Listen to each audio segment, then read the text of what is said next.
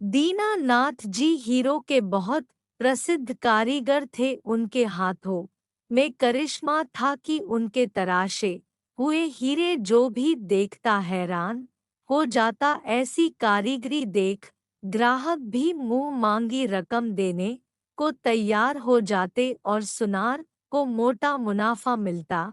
इसी वजह से दीनानाथ द्वारा तराशे हुए हीरों की मांग हमेशा बाजार में बनी रहती थी। वो सुनारों से हीरा ले आते और अपने घर बैठकर उसको तराश कर सुनार को वापस दे देते। उनका बेटा सुरेश अभी स्कूल में पढ़ता था, लेकिन जब भी दीनानाथ हीरो को तराशा करते तो वह उन्हें बहुत ही ध्यान से देख उत्सुकता और हीरो के प्रति लगाव देख वो उसे भी अपने हुनर की बारीकियां समझाने लगे। कभी कभी तो वो उसे एक छोटा सा हीरा दे देते और कहते कि जैसा मैंने समझाया उसी तरह से तुम भी तराश के दिखाओ। और सुरेश बहुत लगन से हीरा तराशता। जैसे जैसे वक्त बीतता गया उनका सुरेश भी अच्छा कारीगर बन गया और दीनानाथ जी बहुत खुश थे। अब वो सुनारों से ज्यादा हीरे लाते और दोनों बाप बेटा मिलकर उनको तराशते। लेकिन अब तक उन्होंने सुनारों को अपने बेटे की कार्यकुशलता के बारे में नहीं बताया था। एक दिन अचानक दिल का दौरा पड़ने से दीनानाथ जी की मौत हो गई। बेटा गम में डूब गया।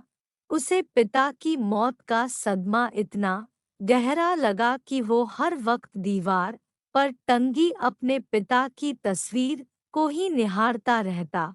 जब से दीनानाथ जी का देहांत हुआ था तब से घर में कमाई का एक पैसा भी नहीं आया था। घर में दाल रोटी खत्म होने की नौबत आ गई थी। तब माँ ने उसे सुनारों के पास जा कुछ काम मांगने को कहा ताकि घर का खर्चा तो चल सके। और कोई चारा न देख उसने अपने को संभाला और बाजार निकल पड़ा। दीनानाथ के चले जाने के बाद सुनारों ने हीरो की तराशी का काम दूसरे कारीगरों को देना शुरू कर दिया था। कुछ सुनारों ने तो सीधा यह कहकर टाल दिया कि जब काम होगा बुला लेंगे, और कुछ ने अभी कोई काम नहीं है कहकर उसे चलता किया। थक हार कर बेचारा घर वापस आ गया। घर के हालात अच्छे ना होने की वजह से उसने कहीं नौकरी करने की भी सोची, लेकिन फिर ये सोच कि उसे तो हीरो के अलावा कुछ आता ही नहीं, वो मायूस हो गया।